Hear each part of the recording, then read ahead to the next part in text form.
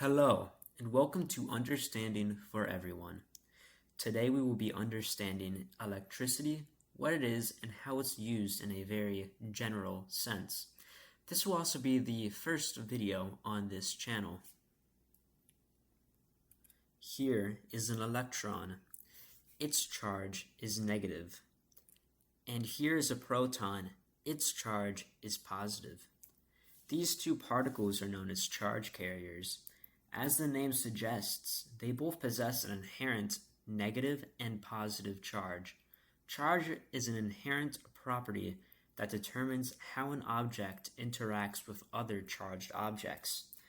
These interactions can be explained and predicted using several formulas. However, the most important thing to know is the attractive and repulsive force between like and unlike charges. This law is known as Coulomb's law.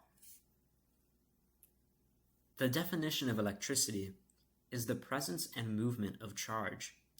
Physically, this is the movement of charge-carrying particles, such as the ones shown on the previous slide.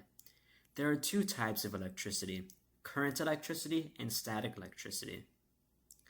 However, before we can understand these types of electricity, it is important to define two terms you've probably heard in your day-to-day life.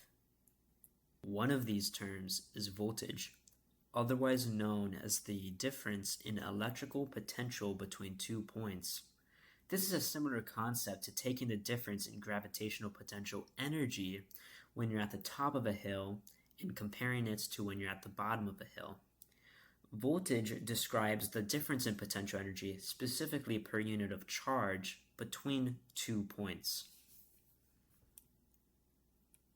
The second term is current and is simpler to understand. Current is how much charge is moving each second, usually measured from a specific point. A common misconception to avoid is that current is the speed of the charge carriers. You can increase the current while maintaining a constant speed of the charge carriers by increasing the amount of charge carriers that are moving. Current is related to voltage. This is because a higher voltage will provide more energy to move the charge. Now that we understand the definition of these terms, we can better explain the two forms of electricity, starting with static electricity. Static electricity is caused by the buildup of charge on two separate surfaces, resulting in an extremely large voltage between the two. However, due to the separation of these charged surfaces, zero charge is flowing. But when voltages climb high enough or the surfaces get close enough, charge can jump this gap and current can spike incredibly high for an instant. A popular example of static electricity would be a lightning strike. The second form of electricity that you are likely more familiar with is current electricity, which differs from static electricity by having a near continuous flow of charge. This form of electricity is the one most often used by electrical devices such as your phone, and usually functions by connecting an area of negative charge to an area of positive charge. Now that we've covered the forms of electricity, think to yourself and wonder, why do almost all examples of electricity involve the current going through a metal? After all, electricity is the movement of charge. Why aren't there electrical circuits made out of wood instead? The answer to this question is that metal is a conductor. That means it doesn't resist the movement of charge through itself as much as other materials. In other words, metals typically have a much lower resistivity than other materials. What is resistivity? Well, as the name suggests, it's a material property that describes the tendency of a material to resist charge moving through it. Now that we understand the forms of electricity, what it is in the terms of voltage, current, and resistance, let's discuss the relationships between these terms. Here's a crowd walking up a hill. This is a useful analogy for understanding a simple electrical circuit, although like all analogies, it has its limitations. Think of the voltage as how badly the crowd wants to reach their destination. The current is how many people pass a given point every second. The resistance as the height of the hill, and the voltage drop is how badly the crowd still wants to reach their destination after getting up one of these hills. In this analogy, current is constant because everyone must move at roughly the same pace as the slowest person. That pace is determined by how steep the hills are and how determined the crowd is to reach the top. Now let's apply this analogy to a real circuit. Here is a direct current series circuit.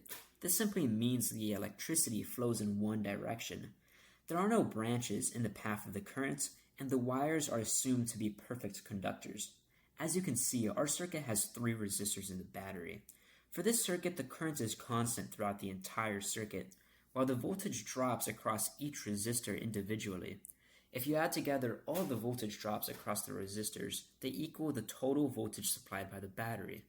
This relationship directly connects to Ohm's law, V equals IR, or voltage equals current multiplied by resistance.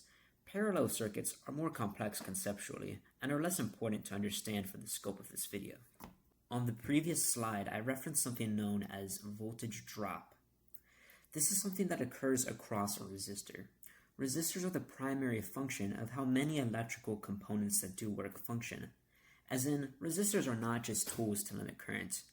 This is because when the potential energy difference drops across a resistor, the energy is being used up. Where does it go? Well, it's turned into heat. To simplify why and connect this to our crowd moving up a series of hills analogy, imagine the heat being the energy the people are using to get up the hill. Heat is harnessed by many electrical devices to do work for the end user. The most obvious would be a toaster, but light bulbs function by the same mechanism. Another way electricity is harnessed to do work is by creating a magnetic field using a coil of wire. For reasons that are beyond the scope of this video but will be covered in future content, electrical current naturally creates a magnetic field. Some devices harness this property to convert electrical energy into kinetic energy, such as electrical motors. Motors do this by allowing the magnetic field produced by the current to interact with another magnetic field, creating a force that causes the motor to rotate. This also creates a voltage drop due to the interaction between the current and the magnetic field. This is something we'll cover in more depth in a future video. An important concept to take from this is that energy isn't free, and any electrical device that does work, whether by converting electrical energy into heat, light, kinetic, or even chemical energy, will have a voltage drop similar to the one across the resistor we saw in the circuit. Thanks for watching. Credit to several stock images I used throughout this presentation.